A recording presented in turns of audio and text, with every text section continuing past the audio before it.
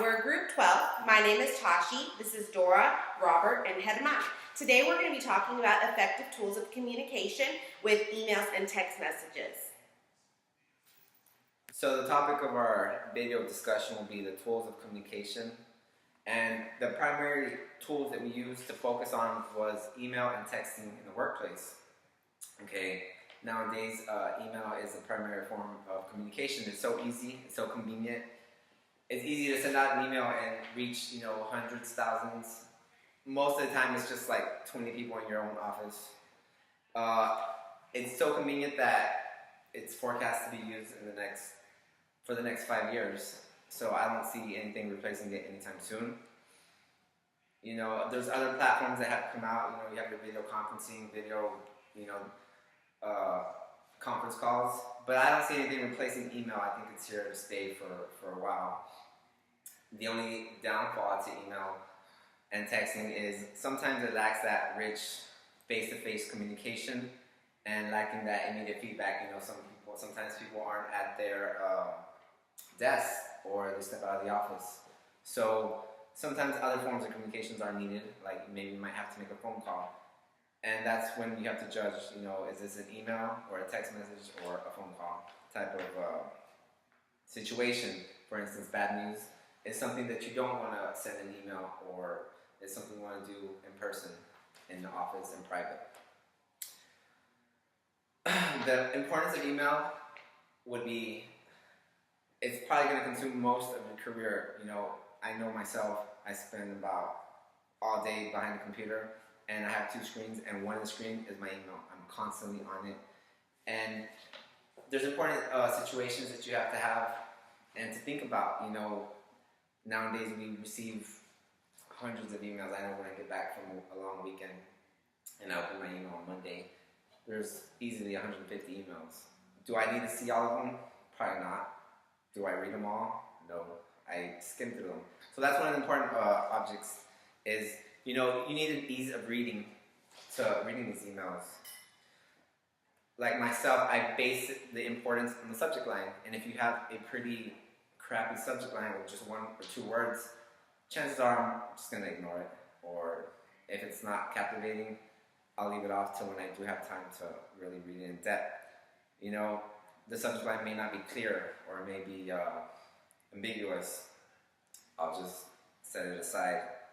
A good subject line should be 5 to 10 words, and it should grab your attention. Poor subject line would be like 1 or 2 words, like, spreadsheet or schedule. When you see that, and it's like, oh, whatever, I'll leave it for later. So that's the importance of having a good email and the ease of reading it. You should show respect for other people's time. I see people, sometimes they will send out an email and they'll carbon copy everybody that they have on their contact list. And there's no need to carbon copy everybody. I don't need to know certain stuff, and if it doesn't pertain to me. So that's, show respect for people's time. So you should always select your recipients carefully.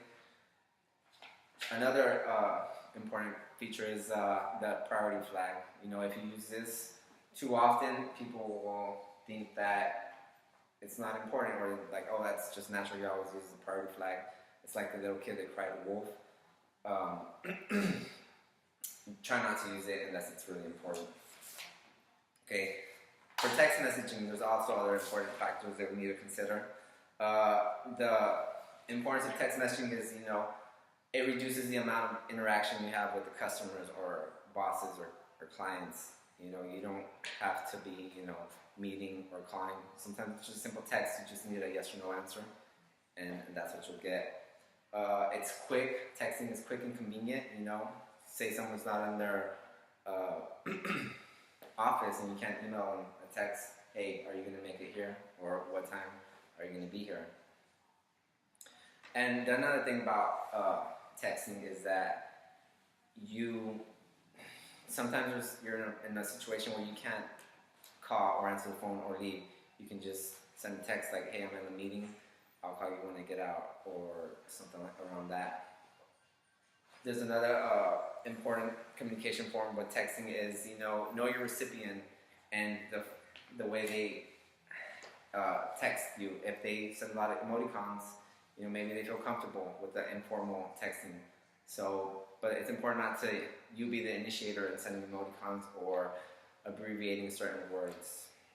And also in your messages, make sure your tone is not sarcastic, or try not to use humor, because this can be misinterpreted in the ways as it should be if you were to say it in person. Hey everybody. So my portion of this presentation is to discuss the common scenarios in a workplace setting, when to say when the interpretation is critical.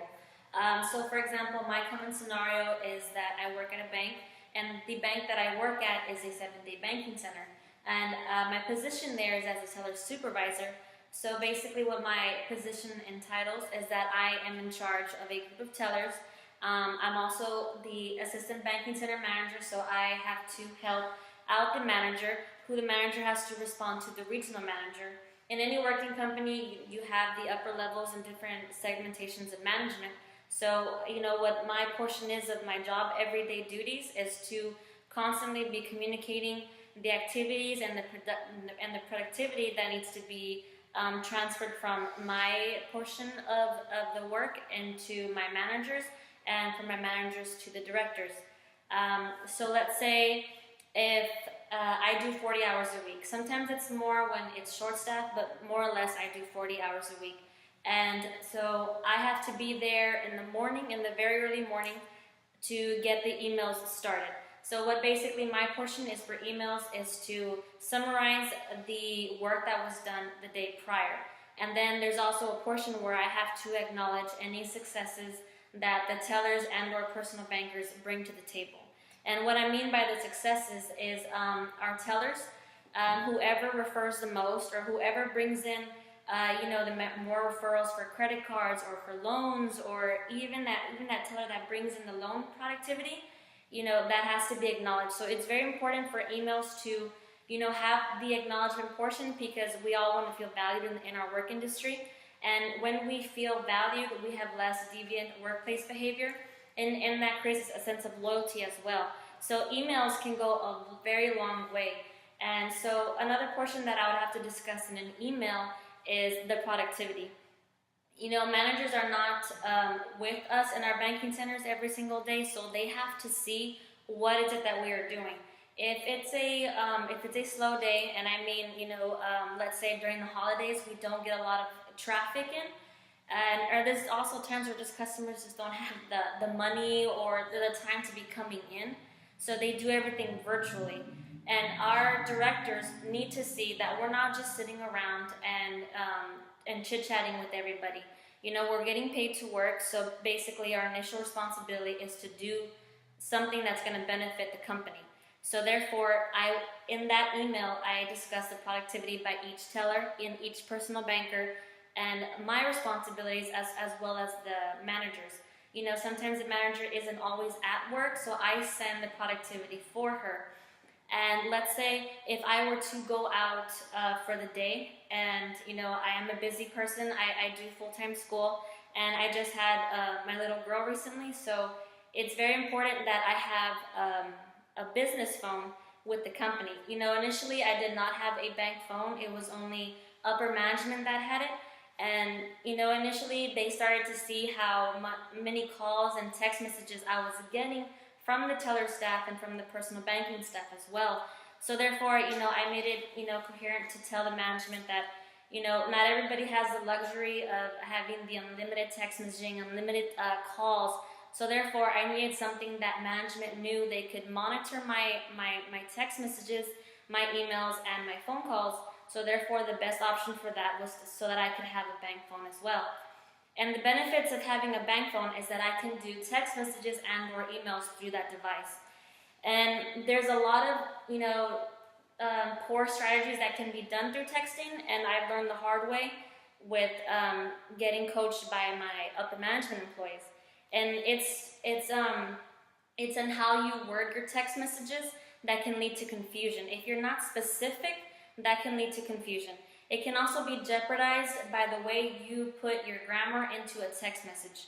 And so you have to set your boundaries clear for your tellers and for your staff to know the importance of how to effectively communicate through text message, because nobody wants to have to get that phone call and to say, why are you talking to me in this manner, or this is how I interpreted. We're trying to do a clean slate, and we're trying to just help each other out so that I wouldn't have to go back to work and handle the situation when I could simply handle it over the phone or through an email that I would have access to through my phone. Email communication is the primary form of written business communication. The principles of an effective email include the use for right purposes, ensuring ease of reading, showing respect for other people's time, protecting privacy and confidentiality, responding promptly, maintaining professionalism and appropriate formality while managing emotions effectively.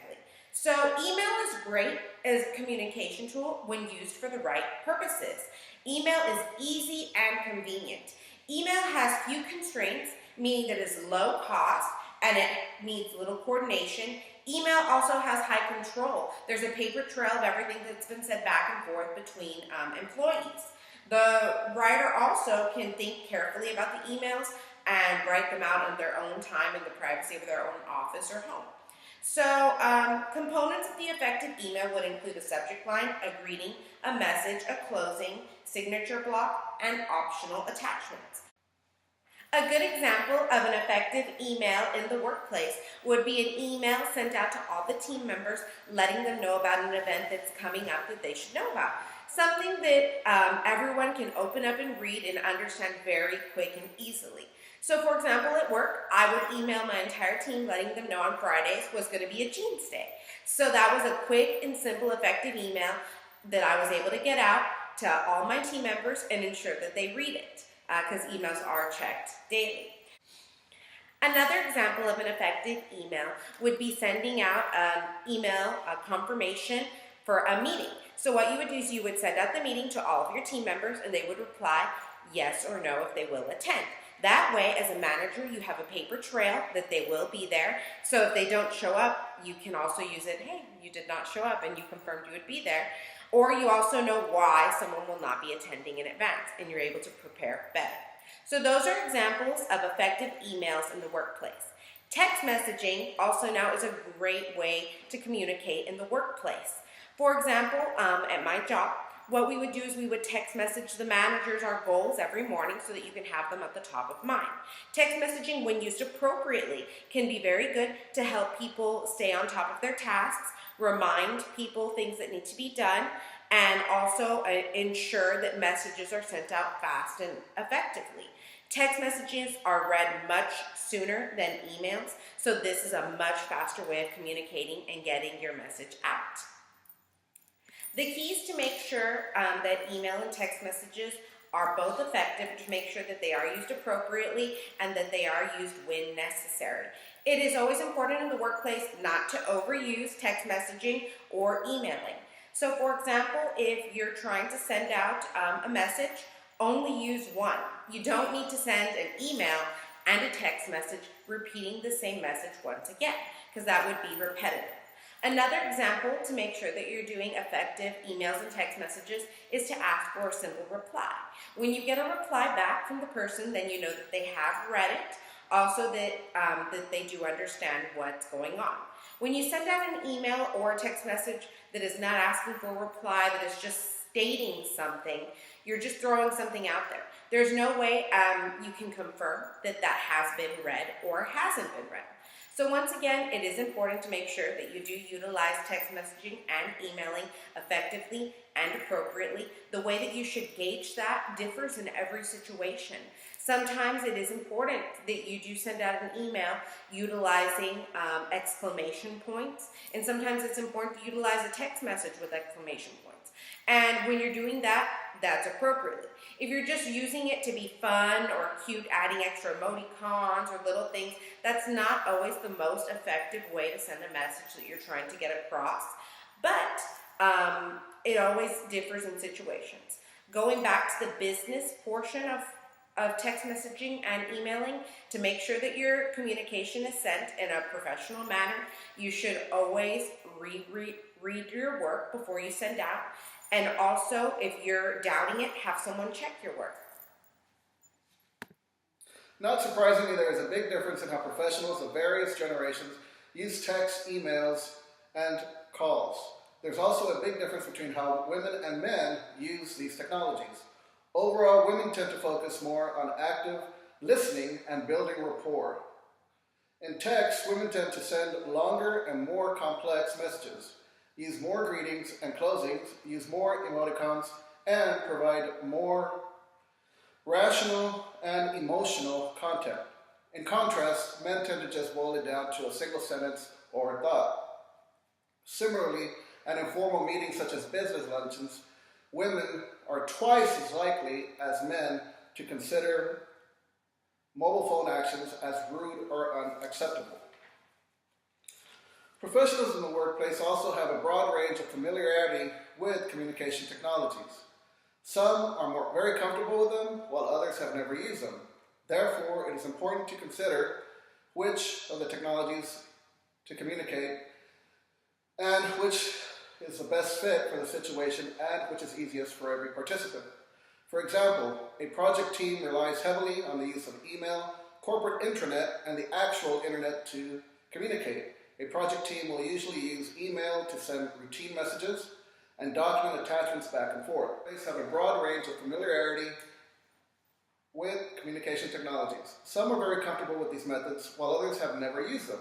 Therefore, it is important to use a technology communication tool that best fits the situation and is the easiest. For example, a project team relies heavily on the use of email, corporate intranet, and the actual internet to communicate.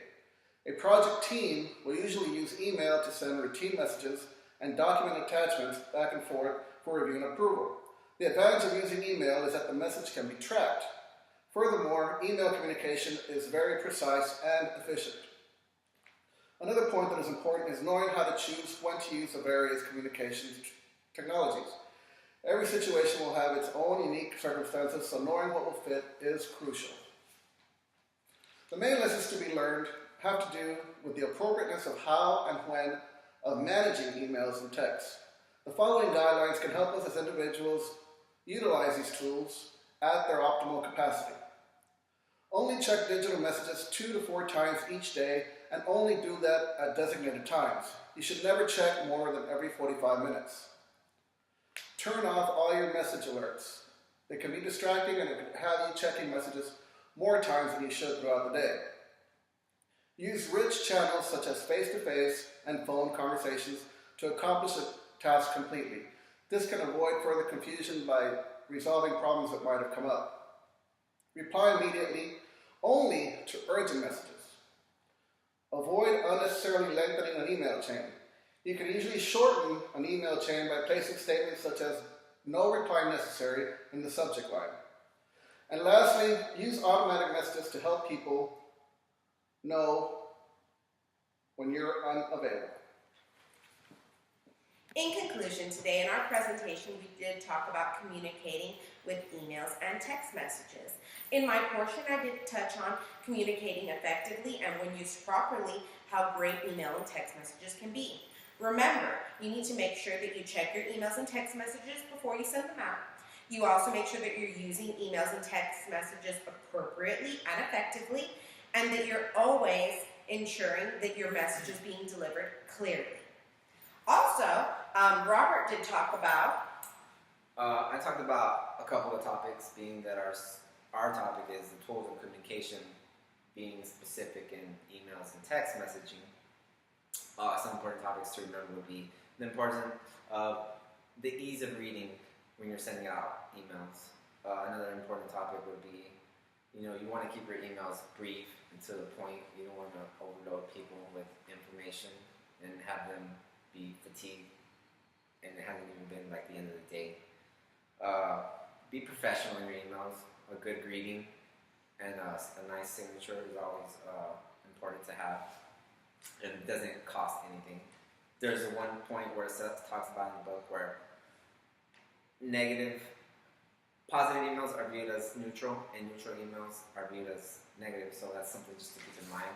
When text messaging, the important things, always, make sure you know your audience and who you're texting. You don't want to use abbreviation emoticons if it's a new customer and you don't know how their communication is. Also, a few things to consider also, maybe as I touched on briefly, if you're a female, maybe you can try to keep it a little bit more to the point and a little less emoticons. And maybe as a male, don't try to do it all in one sentence. Maybe you can elaborate a bit and make your point a little bit more well known. Thank you. This presentation we did complete as a group, Group 12, and we're happy to have presented it to you. Thank you. Yes.